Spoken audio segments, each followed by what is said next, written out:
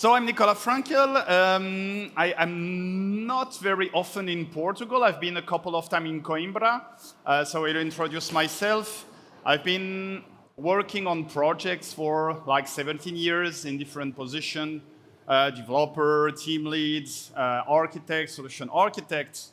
And I became dissatisfied with projects because most of the time you need to solve like organizational problems with technical solutions. So basically, well, you are very constrained, which is not that great. So a couple of years ago, I already did some talks at conferences for fun. I decided, oh, okay, I will change my career. I like it, so I will become developer advocate. And the good thing is, well, when you are a developer advocate, you give advice to people, and if they don't listen, you don't know about it. That's not your problem. So I hope it will be helpful, but again, if you don't listen to me, that's fine. So I assume you are here because at some point you probably have developed an API, or you are planning to. Who already has like designed an API, a web or HTTP or REST API? Raise your hand. Yeah, so the majority. Great. The thing is, when you design your first API, there is a lot of complexity to address. So of course, you need to model your business, you need to find the right entities, to find the right properties, to give the right type, to find the correct relationship, the cardinality, hello. And that's already a lot of work, but then you need to find what REST is all about, because a lot of people talk about REST, but really nobody really knows what it is about. Like, there is the saying that Roy Fielding is like Jesus because he wrote a book, he gave it to the world, and then it disappeared forever and nobody knows about it. And so there are only people trying to interpret what he wanted to say. And the problem is when your business comes to you for V2, you didn't think about some stuff. And one of the stuff you didn't think about is, hey, what about evolving your API? Now it's set in stone, and it's quite hard to make it evolve naturally without breaking. So in this talk, my idea is to give you a few tips on how you can improve your experience, the experience of your users. And at the end of the talk, I hope that if you implement everything, the next time it will be much, much easier. So here is, in general, your architecture. You have what here I call an upstream. You can call it an app, a service, a microservice. And then you have a couple of endpoints. And in general, it's your architecture, right? Okay, I'm in Portugal. There should be some interaction. I'm not in Finland where people basically look at their feet. So is this your architecture? Okay, you all lied. Because my solution, and I'm a developer advocate, so of course you should believe me because, well, I'm developer advocate. My solution is it will solve all your problems. You just put an API gateway in front. And at this point, you realize that you lied because you already have something in front called a reverse proxy, correct? So you agree that you are all liars. It happens to the best of us. So I will take some minutes to first describe what's the difference between a reverse proxy and API gateway, because I think that's fundamental. As I mentioned, I've worked for a few years already, so I have gray hair. If you are in front, you see it. If you are in the back, there are a couple of seats in front. Don't stand. Come. Don't be shy. Come. And basically, I started to write my first website before 2000. I see a lot of young people. Yes, there were websites before 2000. Trust me. And of course, at the time, the technology was very, very different. It was already a time when we had images on the browser. Like before that time, you had no images, but when I started, we had images. We had this crazy stuff that we could play an audio file when you browse the site. Who did it? It was really bad, right? really stupid. I mean, it didn't improve the user experience, but because we could do it, we did it. And it was so fun. No CSS. So to create the button and to give it like a border, we used table. Yes, people were using table to display stuff in the time because we had no other way. And at the time, there was no JavaScript. I let you decide whether it's a good thing or a bad thing, but at least it makes our lives much easier. And I use this stuff called Hotdog Pro. Who knows about Hotdog Pro? Gray hair as well. Yeah. So you remember how bad the experience was? You could select the tag you wanted to insert, and you had no WYSIWYG. And you had to remember to close the tag. That was really like amazing. But at least you could insert the tags that you wanted. So if you didn't know the tag, because remember, it was 20 years ago, there was nobody teaching you how to do HTML. You had to check the site and check the source to understand, hey, I want to do that, I need to copy paste. It was just like our Stack Overflow, but yeah. And I did, at the time, I was like really young, I didn't think about stuff, but I just put the file somewhere and they were served. So there was a web server. Again, because I didn't think about it at the time, now I assume it should have been Apache Web Server, but I'm not sure. And at the time, the web server was really focused on serving static content, like images and HTML file and audio file, static content. But then something crazy came. Like somebody thought, hey, it's fun, but I want to have like dynamic generation. And at the time, dynamic generation meant you would have the clock, the time on the web page. Like, again, like the audio file, completely useless, but we want to do that. And at the time, it was CGI script, and CGI script were written in Perl. So basically, you had to know Perl, which I didn't know, because at the time I was not a developer, and HTML, which I was about to learn. And a lot of people were in this case where it was not great. Even if you knew Perl, it was not great for maintenance. Because, of course, when you write the program, the generative program, you can understand what it's all about. When you need to do maintenance, then there are blocks and stuff that it's hard to think about. So somebody decided, hey, it would be really nice if we could write the web page normally and then insert some tags that would be interpreted by the server. That was the beginning of PHP. And PHP, is there any PHP developer here? So you are young people, probably for you it's strange, but PHP initially meant personal homepage.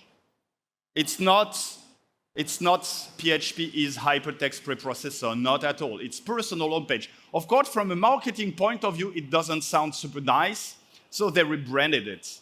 But it was really for that, it was for personal homepages. But then, of course, like, it started to become very, very popular.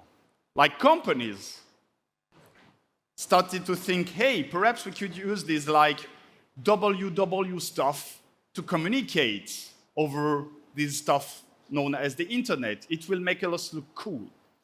And if you have your own personal website, if it's down, you don't care that much. If you're a company, that is an impact on your brand. So you don't want your site to be down ever. And so the web server started to get another feature that was not initially designed. It was about load balancing. And so we had two layers of web server. The first layer was to load balance, and the second layer was to serve content. Then it started to get even more popular. So at the beginning, all the nodes were similar. So basically, you had your website, and load balancing, you didn't care which node you would go to. But then you started to have this extranet, this intranet, this public website. So all nodes became different. And now the load balancing, where you load balance anywhere, we needed to do routing, where we needed with a specific URL or perhaps with some header, we needed to go somewhere to a specific like set of nodes. So now, again, we add a new feature on the web server that was not designed, it's routing. And so basically, that's the evolution of the web server. At the beginning, it was super stupid. You serve static content, and it started to get more and more complicated with stuff that is completely unrelated to just serving content. And if you are an architect, you think, hey, I have this single point of entry into my information system. Perhaps I can start to push more features into it, just as authentication, authorization, caching, whatever. In parallel, we add the increased need to exchange information and data across organization. At the beginning, it was very easy. You had a flat file, you sent it over FTP, and then on the other side, there was this folder that was monitored, and you had a cron job run every hour or daily, and then it would read the file, do the stuff, and rename the file .done. Remember it? No? A couple? Who is still doing it? Good. Well, it was great at the time. It was really like the peak of integration. The thing is, more and more, we want to have synchronous exchange of information. And this kind of stuff is not synchronous, obviously. So in order to exchange data across organizations that probably have heterogeneous tech stacks, we need the most common brick. And at the moment, the most common brick is HTTP. And for this reason, we have APIs right now.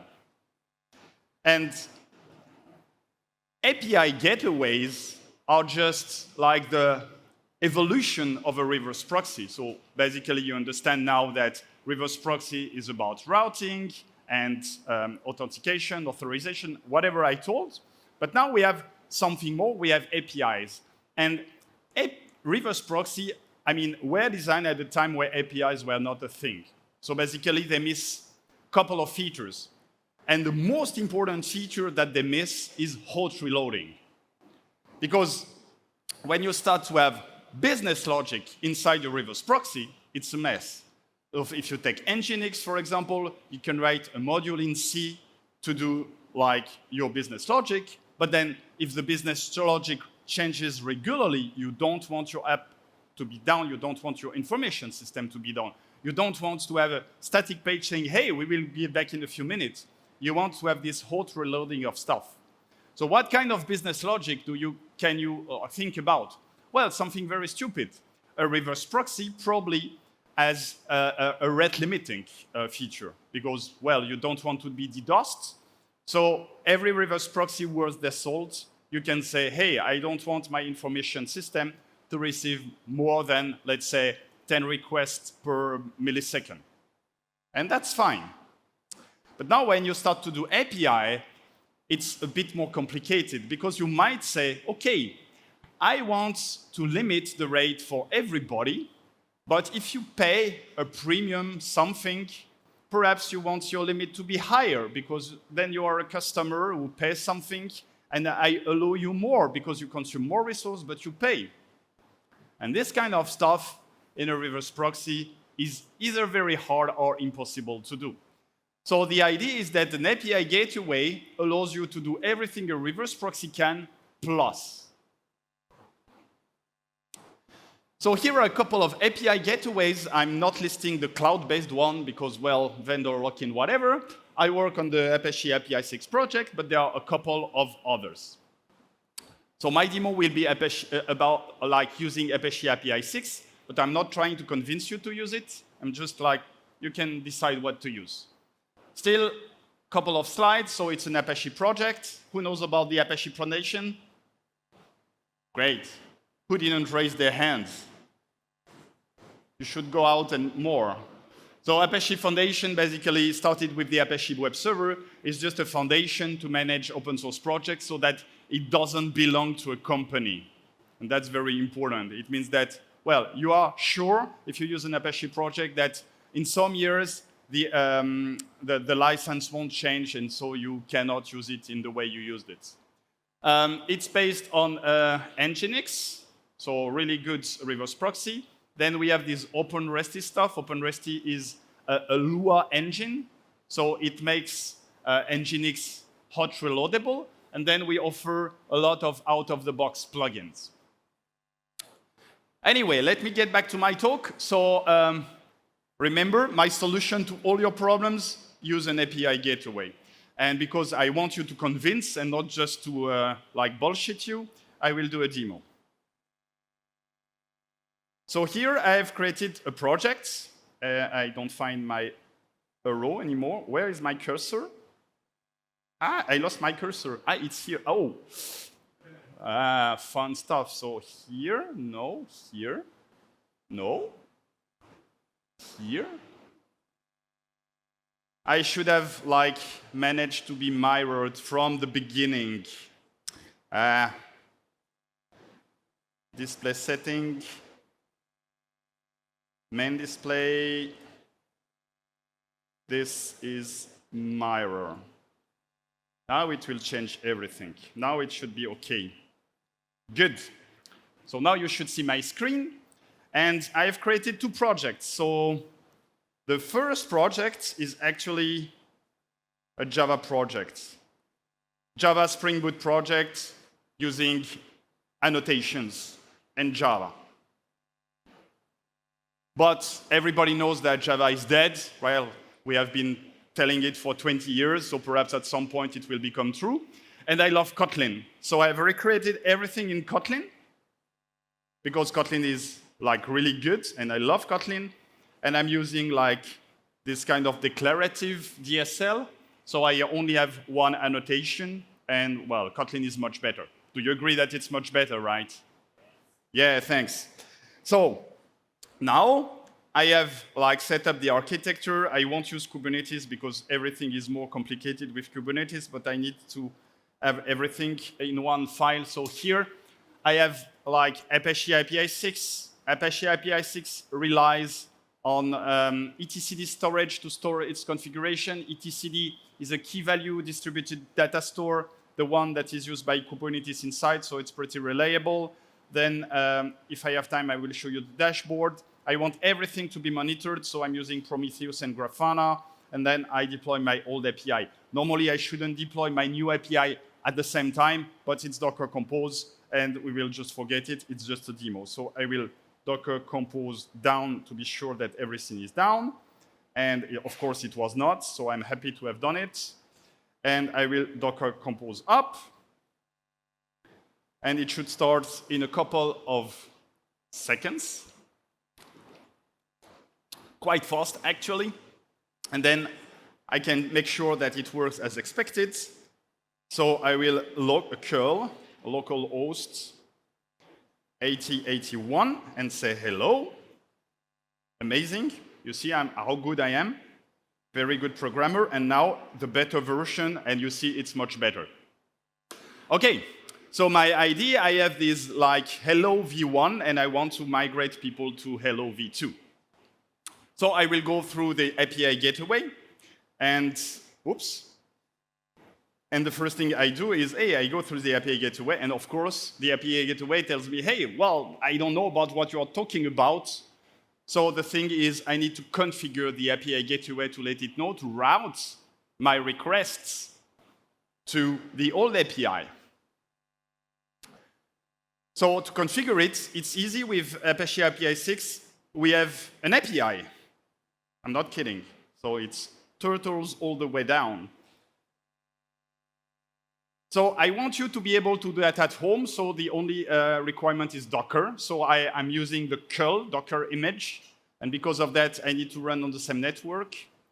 Then I'm using this URL. And you see that here I'm using the route. And I will set this ID of 1. I will create a new one. Because it's a very sensitive operation, I don't want everybody to be able to change the configuration. I need to pass the API key. Here is the default one, for the demo, but you shouldn't use the default key, right? You should change it. And here I pass the payload. So name is optional. It's just for like purpose of easier reference. And here it says if the method matches get, and if the URI matches hello, hello slash, or hello slash store, I will forward it to this upstream. So normally upstream should be a cluster of nodes. Here again, it's a demo, I only have one, but if you have a cluster, you can pass it like the algorithm to dispatch. And as I mentioned, I want it to be like monitored, so I set the Prometheus plugin. So if I run it, and I curl again, and where is it? It's here. Sorry. And now it works.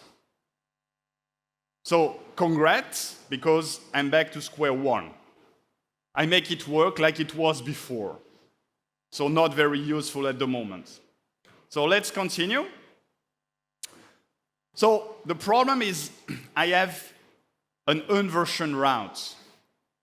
What I want to do is to start versioning my route so that afterwards I can have V1, V2, whatever.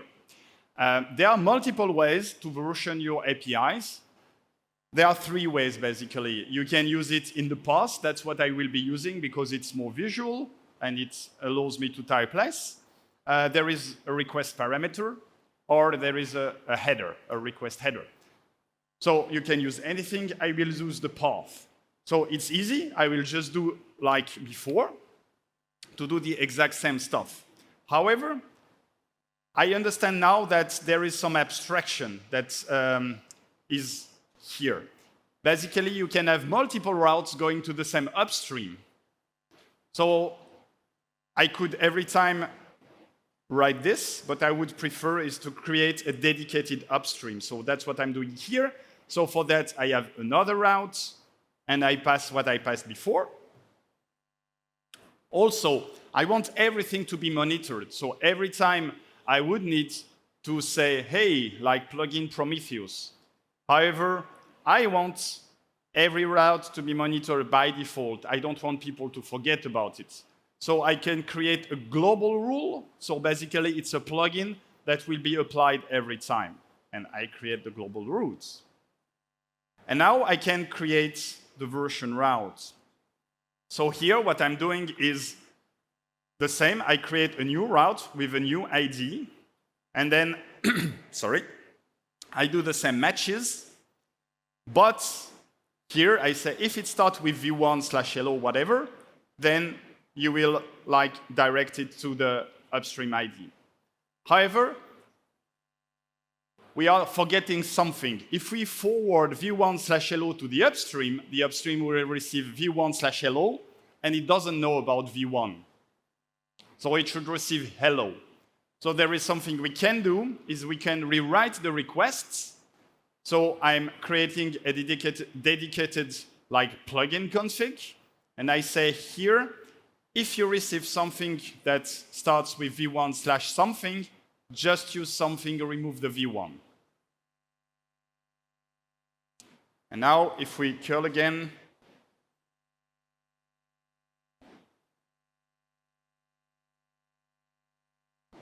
and start with v1, it receives. So basically, no, we have two routes in parallel. But it doesn't make us happy, because if two routes are available and you are all developers, you know what will happen? You will continue using this one because you are lazy, right? You are good developers, so you are lazy. So we don't want it. So the idea is we must let people know that they shouldn't use this route. The thing is, because we were so happy to deliver our API, we don't know our users. So we must somehow redirect it like in a smart way. And there is an HTTP status code saying, hey, like don't use this, use this. It's called 301, and then you tell the new location to use. So that's what we are going to do. So the first route that I want to show you about the dashboard, because I told you about the dashboard. If you are not comfortable using this, you can use our dashboard. So basically, what's the password? Yeah, admin, so it's a demo again. Always change it. So here we can see the two routes that I've created. If you want, you can directly, you can choose to view the JSON. You can choose to change the JSON directly. Here it reflects automatically. Here you can see the upstream. It would be great if you showed the upstream, because now I look like an idiot. Okay, perhaps refresh, yes. And the plugin, everything is good. So everything that I've created, you can it's shown in the dashboard. You can, again, use the API. You can use the dashboard. The dashboard will use the API anyway. And so my point was, now we want to send a 301, because we don't want people to use the inversion route. So the 301 is this one. And again, it's gone through a plugin. So we say on the route 1 that we already created, we will change the plugin to use redirect. Now if we call the inversion route, two things can happen. So basically, if we are verbose, we see that there is a 301. We see that the location is hello. So there are two options on your side. Either you have an error, or basically you do automatic redirect. If you do automatic redirect, your client will call the new stuff. That's a lesson. If you are an API consumer, you should always monitor your calls. Because even if it doesn't break, that means that you will make like twice the number of calls. First, you will call the inversion route, then you will receive the 301, then you will make a new call. So if you see your number of calls doubling, it means that you are spending more money, more resources. So you should always check and monitor what happens on the consuming side. Great, it's much better now, but we can do better. As I mentioned, our problem is that we don't know our users. Because again, when you first deploy an API, you are so happy that people are actually using it that you don't want to limit them. You want to put as less problems and obstacles between users and your API. But now you see that we want somehow to contact them. We want to tell them about our breaking changes. So you want them to register. You want them to give their email address. Who likes to give their email address? No, nobody wants it. You don't like marketings, right? You don't like marketers. You don't like marketing email that tell you how their product will change the world. You are so, yeah, you are, yeah. Yeah, me neither. I don't like it. I don't care about these crappy emails. But I like swag. I like free stuff. I like to believe that, well, I got something for free. So if you are a good marketer, you will probably do something like this. Okay, if you give me your email address, I will give you something for free. And in that case, it could be unlimited calls. So basically, we could have like normal, regular users. We don't know about them, and they are limited. And then if you give your email address, you are a privileged user. Then you have unlimited calls. And of course, it's also for you in this case, because we can tell you about some stuff. So here, the issue is that there is no out-of-the-box plugin for this. What I did is I created a plugin in Lua. Who here is a Lua developer?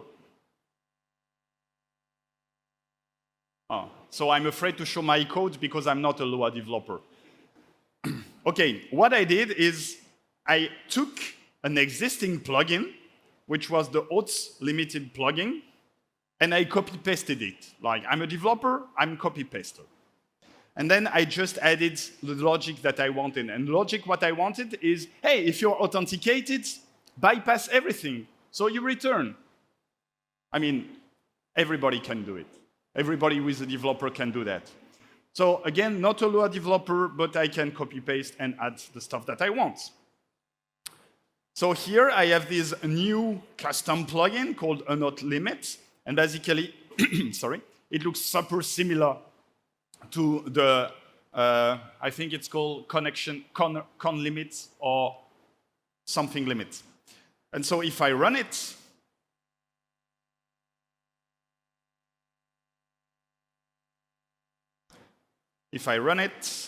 I will add v1, and I will curl,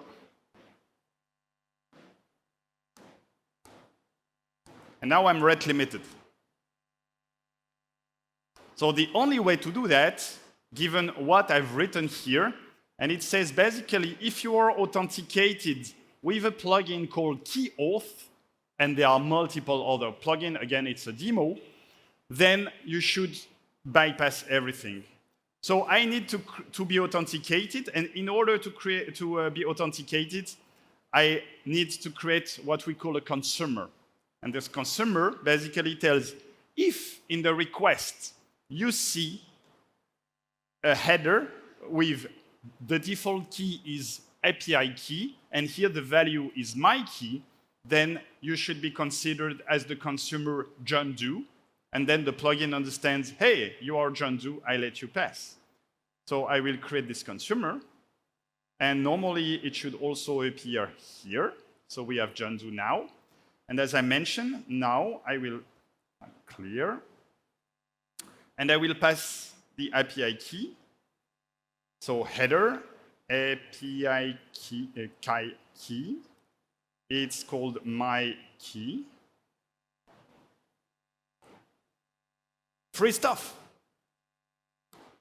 So now I'm considered to be John Doe, and I'm not rate limited. It's a bit hot right here, huh? Good. Well, it's time to deploy our stuff. So who here is writing unit tests? Integration tests? Who tests in production? Come on, you are lying again. Everybody tests in production. At some point, there is no other way. Jokes aside, there is no way, especially when you are like open to the internet, that you can know exactly which payload the production user will send to your API. So at some point, whatever test you have, you need to test in production. No test will ever guarantee you that it won't break. So in general, people do canary releases, but I believe we can do better. And before we do canary releases, what we can do is we can duplicate the production loads and then send the same loads to the v1 and the v2. And if there is some, I don't know, null pointer or condition that we didn't check, and it breaks the v2, then at least you can see that something is fishy. So before doing canary release, we will do this stuff. And just to be clear, at the moment there is a bug, but I will show you it anyway. And this is how it works. So I have this proxy mirror stuff, so I will send the loads to this URL. And I have this proxy rewrite, remember, where I actually remove the v1 prefix. And there was a previous problem. So the previous problem is that every plugin has a hard-coded priority that Apache APISIX will apply to know in which order they should apply the plugin. And since it's hard-coded, the problem before is that the proxy mirror ran before the proxy rewrite. So first you fork the load, and then on one side you remove the v1. And so the other side, the v2 received the URL with v1/hello, which didn't work. So now you can actually you can change the priority. That's what I did here. So first I want proxy rewrite to run, then I want proxy mirror to run. Now there is another bug that is being solved, but I'm very happy to help making the product better, in any way, I can still show you how it should work. So here I have applied the plugin. I should like do some requests and look how good is it. I can also send some parameter.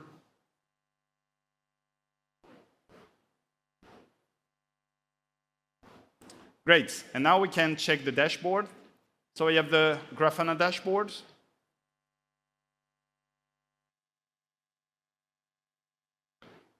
This is provided out of the box by Apache APISIX, so it monitors Apache APISIX. But I've added those like two widgets.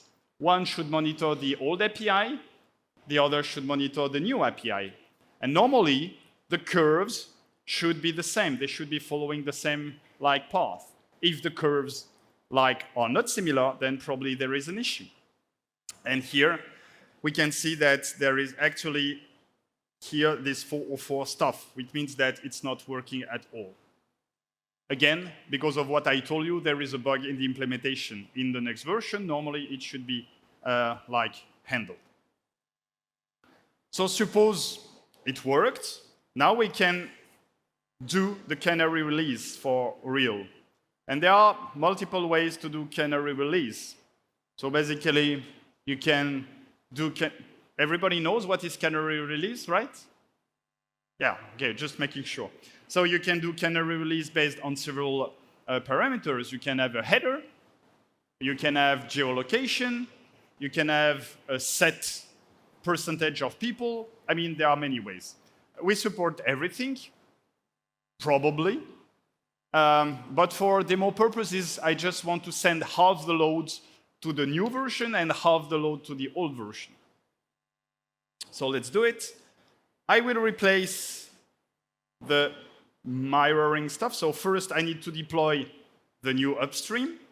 And then I need to replace the mirror proxy with the traffic split. And here again, I will send half the loads to the upstream number 2 and half the loads to upstream like the default one, which is number 1. So I run it, and here,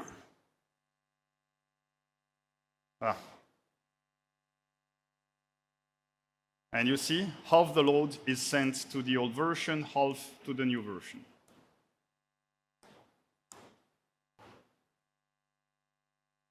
Of course, you shouldn't start with 50%. You should probably start with a much lower percentage.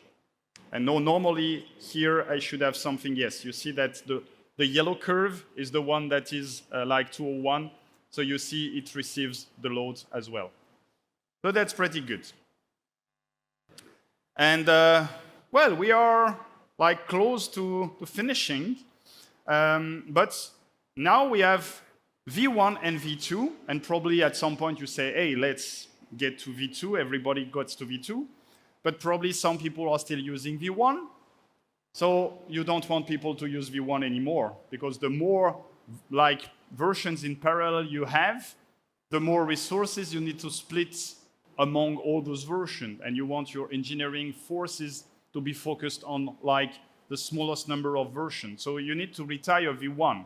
So one way could be just like, hey, let's remove V1, but probably your users, your consumers, they won't be so happy. So there must be a way to communicate to them if you don't have their email address. So there is no HTTP dedicated stuff, but there is a draft, an ITF draft regarding it. And basically it's called the deprecation header. So you set a header, which name deprecation. It can be either a Boolean, which I don't recommend. I did it for the demo again because I'm lazy. I'm a good developer, remember? But normally you should set a date, and you should say, hey, at this date, it will be deprecated. Then there is a link header. I lost my here. There is a link header that should point people to the new resource to use. And then it's optional, but you have a sunset header. So basically, deprecation says, at this point, we probably won't maintain it. And sunset means, at this point, we will remove it. So that's another reason why you, as API consumer, you always need to monitor your stuff. Because if something like this starts to happen, you should be aware of it. And it's not about if they are not using, if your provider is not using this, you should check that new headers don't appear. Because probably if a new header appears, that's probably something fishy. So we are back to using out-of-the-box plugin. So I will create for real the v2 route. And I will deprecate the v1 route. And here, I'm using some out-of-the-box Nginx variable. So I'm using scheme and server ports. And as I mentioned, I'm using a Boolean, which is not a great idea, but again, laziness wins. So here, I will use the v1, and I need it to be verbose. So here, it's deprecated, and the link tells, hey, like, you should use v1 hello because the relationship is the successor version. Good. Last step. Enjoy. I believe that at this point, if you implemented all the steps that I've shown you, the next time your business comes to you and say, hey, like, can you do v3? It will be much, much easier. Even if you implement a couple of them, like if you implement registration, you will know most of your users, so you can send them an email and communicate with them through like standard means. So thanks for your attention.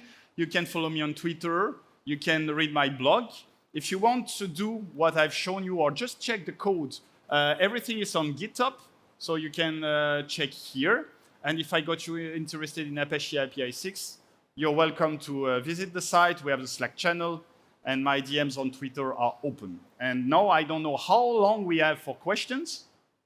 5 minutes. So we have 5 minutes for question. Is there any question? You have a question. You have a question. You have a question. Thanks. No mic, so I will need to come closer because... no, you have a mic. That's good. Yeah, at my age, I don't hear anything very well. Oh, okay, thanks. My question is, like, in terms of implementation strategy of the upstream systems, especially when you get to that mirroring approach. Do you see teams deploying a v2 with the v1 code still?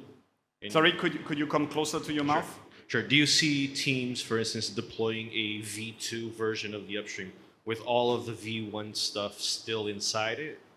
Or is it already just new pieces and... That's funny because I had the exact same question last week. And my point is about deployment. It's not about implementation. And implementation is, I don't know. Like, for example, here, I replaced my Java application with a Kotlin application. So in this case, I replaced everything. Perhaps I could have used the same libraries. Perhaps I could have rewritten everything in Python, and then I could have like removed it. I think those are two orthogonal problems. And the problem of implementation of reuse, it's so vast, it depends on so many factors that I cannot give you like a clear-cut answer. I know that everybody who is here should say, you should do this or you should do that. I mean, I'm very bad because I say, I don't know. It depends. I have no clue. I'm sorry, I cannot answer your question until you give me the exact context, and then it's going to take more time than we have. But thanks for your question. Perhaps now then the gentleman has started to ask a question. You are less shy, you can ask questions. You have a question.